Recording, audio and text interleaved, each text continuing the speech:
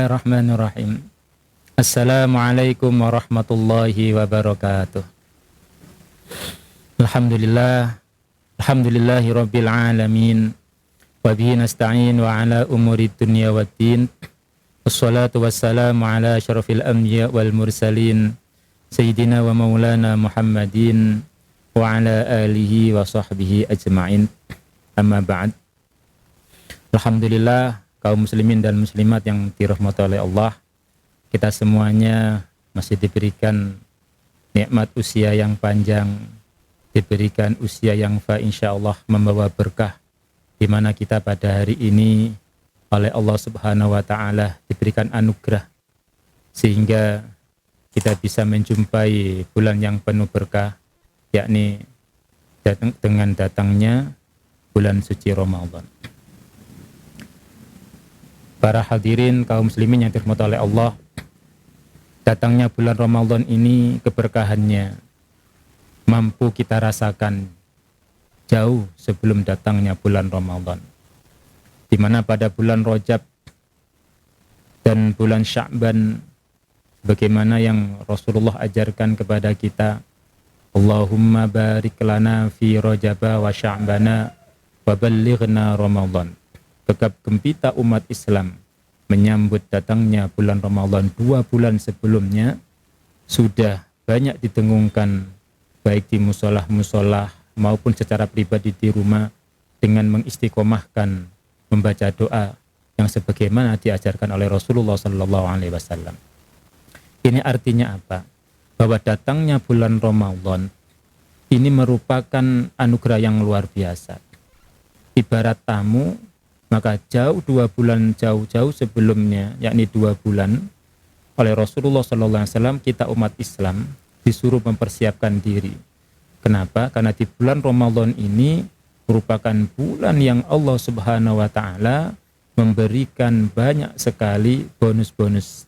Ada bonus pahala, kemudian ada juga Allah akan mengentaskan dosa-dosa kita, sebagaimana yang Rasulullah SAW sabdakan, man shoma ramadhana imanan wahtisaban ghufira lahu ma taqaddama min dzambi. Yang artinya barang siapa yang melaksanakan puasa di bulan Ramadan, maksudnya dengan keimanan dan dengan ketulusan, maka Allah akan mengampuni dosa-dosanya pada tahun-tahun sebelumnya.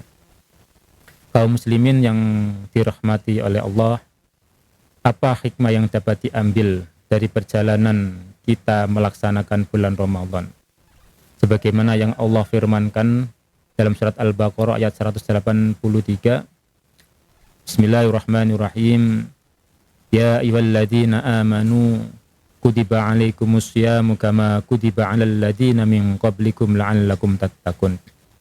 Wahai orang yang beriman, diwajibkan kepada kalian melaksanakan ibadah puasa Ramadan sebagaimana umat-umat terdahulu, supaya engkau menjadi orang yang bertakwa. Di dalam ayat ini kita umat Islam, khususnya orang yang beriman, diwajibkan bagi kita melaksanakan ibadah puasa. Tentu kewajiban melaksanakan ibadah puasa ini ada hikmah besar, ada rahasia besar yang Allah anugerahkan kepada kita, yang mana di situ disebutkan ya ayyuhalladzina amanu. Dari umat Islam yang umum itu dikhususkan menjadi amanu, kepada orang-orang yang beriman. Ini artinya apa? Bahwa puasa Ramadan ini spesifik hanya kepada orang yang beriman.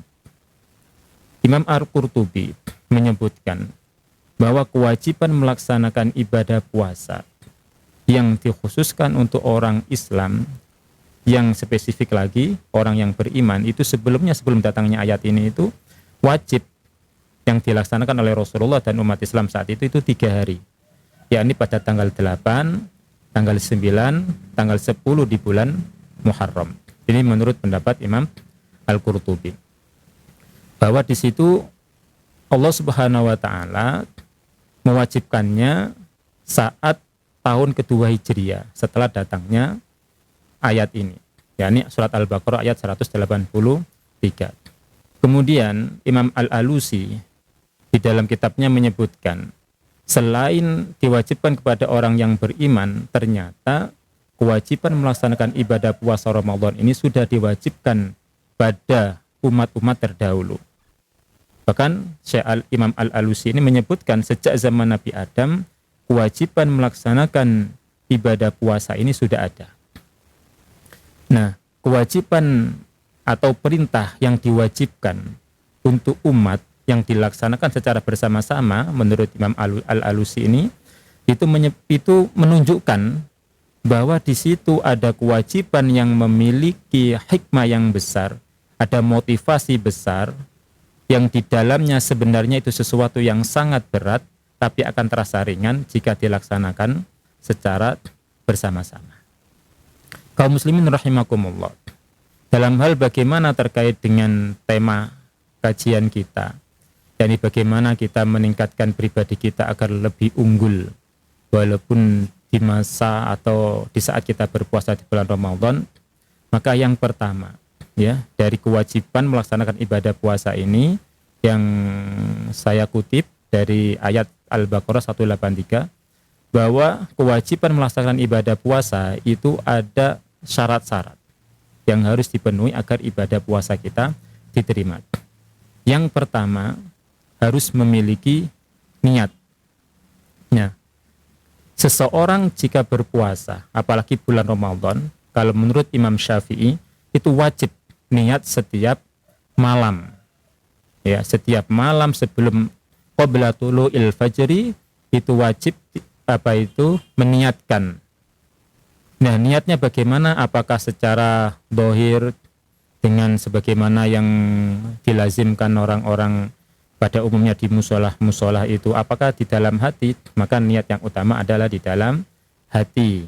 Nah, kalau dilazimkan, dibiasakan di dalam meniatkan itu dengan dohir, itu hanya perantara saja, tapi yang wajib adalah di dalam hati. Dan yang kedua, setelah niat, itu ada komitmen pribadi. Kenapa? Karena pada hakikatnya puasa itu adalah menahan diri mulai dari terbitnya fajar sampai terbenamnya matahari. Jika seseorang sudah niat, sudah benar niatnya, tapi di tengah perjalanan dia tidak memiliki komitmen untuk melaksanakan ibadah puasa, menahan diri dari makan dan minum, menahan diri dari keinginan hawa nafsu, maka puasanya akan sia-sia, bahkan akan batal jika tidak mampu menjaga diri, menjaga keinginan hawa nafsu atau melakukan sesuatu yang dilarang oleh Allah Subhanahu wa taala yang hubungannya dengan kewajiban melaksanakan ibadah puasa. Kaum muslimin rahimakumullah. Dan yang terakhir, ketika kita melaksanakan ibadah puasa selain niat, kemudian adanya komitmen, yang ketiga adalah integritas. Integritas ini dalam artian bahwa pelaksanaan ibadah puasa itu ada saling keterkaitan, kebaikan-kebaikan di dalamnya agar datangnya bulan puasa itu tidak sia-sia. Artinya apa? Bahwa orang berpuasa itu selain menahan diri dari makan dan minum, tentu dia akan berusaha melakukan kebaikan-kebaikan yang lain, seperti bersedekah, yang awalnya membaca Al-Qur'annya tidak istiqomah, tidak rutin di bulan puasa, kemudian menjadi lebih rutin lagi, yakni dengan tadarus atau memiliki target 1 bulan khotam, atau amal ibadah solih yang bersifat sosial, sedekah, berbagi, atau sedekah takjil, dan masih banyak lagi komponen-komponen amal ibadah yang terintegrasi, yang itu semuanya akan membawa amal ibadah di bulan puasa lebih bermakna dan membawa manfaat. Nah, dari 3 hal ini, adanya niat, kemudian adanya komitmen dan integritas, jika ini benar-benar tertanam dalam jiwa seseorang, dalam pribadi seseorang, maka insya Allah dia akan menjadi pribadi yang akan tangguh, menjadi pribadi tahan banting menghadapi berbagai macam ujian. Kenapa? Karena hakikatnya berpuasa adalah inner beauty, kembali kepada dirinya menjadi pribadi yang cantik, menjadi pribadi yang solih, dan itulah yang disebut di dalam Al-Quran, la'allakum tattaqun. Ini artinya bahwa dalam diri pribadi seseorang yang dia ingat hanyalah Allah, dalam aktivitas kebaikan yang dilakukan hanya karena Allah, bukan pencitraan, bukan karena orang lain, atau bukan karena hal-hal yang lain. Nah, disinilah ma'asyiral muslimin rahimakumullah, hakikatnya kita diwajibkan melaksanakan ibadah puasa dalam rangka meningkatkan menjadi pribadi yang unggul, menjadi leader yang lebih berwibawa. Leader tidak harus menjadi seorang pemimpin di dalam lembaga, tapi setiap individu di antara kita adalah leader, pemimpin. Sebagaimana Rasulullah bersabda, kullukum ra'in wa kullukum mas'ulun an ra'iyatihi. Setiap di antara kalian adalah pemimpin, dan setiap kepemimpinannya itu akan dipertanggungjawabkan di hadapan Allah Subhanahu wa taala atas kepemimpinannya. Ma'asyiral muslimin rahimakumullah.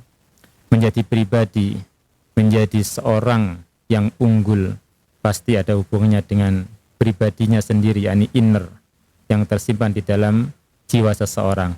Inilah yang namanya leadership, ya. Dan jika seseorang sudah tertanam dalam jiwanya menjadi pribadi yang leader, menjadi pelopor, fa insya Allah dia akan menjadi pribadi yang tangguh, insya Allah. Mudah-mudahan dari kajian pada sore hari ini kita semuanya diberikan oleh Allah keberkahan dalam melaksanakan ibadah kita, dimudahkan dalam melaksanakan amal solih, dan kita bisa mengoptimalkan waktu kita di bulan Ramadan ini menjadi waktu yang berkualitas, sehingga fa insya Allah kita menjadi pribadi yang unggul di dalam bulan Ramadan, bahkan sampai bulan Ramadan sudah berlalu. Ini yang dapat kami sampaikan, kurang lebihnya mohon maaf. Jika ada hal yang kurang berkenan, juga kami mohon maaf yang sebesar-besarnya. Allahumma fiqila akamil tariq. Assalamualaikum warahmatullahi wabarakatuh.